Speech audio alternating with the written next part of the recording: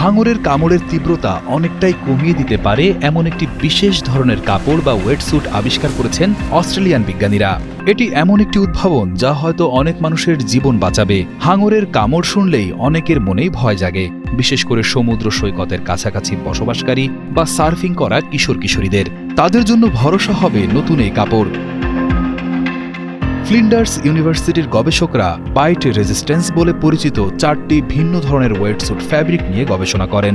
এর মধ্যে সবচেয়ে গুরুত্বপূর্ণ হল সেই সব কাপড় যা কেভলার এবং আল্ট্রা হাই মলিকুলার ওয়েট পলিথিনের মতো অত্যন্ত শক্তিশালী ফাইবার মিশিয়ে তৈরি করা হয়েছে। কেভলার হলো এমন একটি ফাইবার যা সাধারণত বুলেট প্রুফ ভেস্ট বা জ্যাকেট তৈরিতে ব্যবহৃত হয়। গবেষকরা পরীক্ষা করে দেখেছেন সাদা হাঙর এবং টাইগার হাঙরের কামড়ের সঙ্গে এই নতুন কাপড় কিভাবে টিকে থাকে।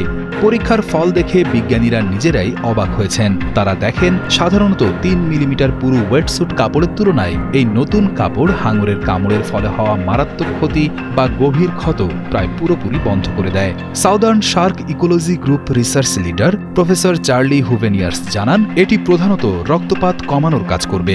হাঙরের কামড়ের ফলে এখনো কিছু ছোট ছোট ছিদ্র এবং ছোট ক্ষত থাকবে, তবে 200টি সেলাইয়ের পরিবর্তে আপনার কেবল 10 বা 20টি সেলাই হতে পারে। তাই এটি সেই আঘাতের পরিমাণ কমাবে। গুরুতর হাঙরের কামড়ের ক্ষেত্রে এটি রক্তক্ষরণও কমাবে।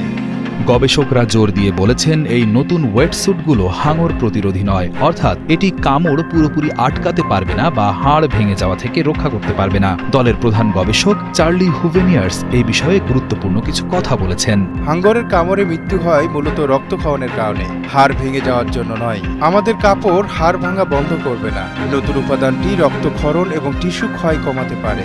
রক্তপাত কম হলে হাসপাতালে পৌঁছানোর জন্য আপনি বেশি সময় পাবেন। ঐতিহাসিকভাবে সার্ফিংয়ের মতো দ্রুত গতির খেলার জন্য লোহার জালের মতো পোশাক ব্যবহৃত হতো, কিন্তু তা ছিল খুবই অনমনীয় এবং ভারী। নতুন ফাইবারযুক্ত এই কাপড়গুলি নমনীয় এবং সহজে ব্যবহারযোগ্য হওয়ায় সার্ফারদের জন্য একটি সঠিক বিকল্প হতে পারে।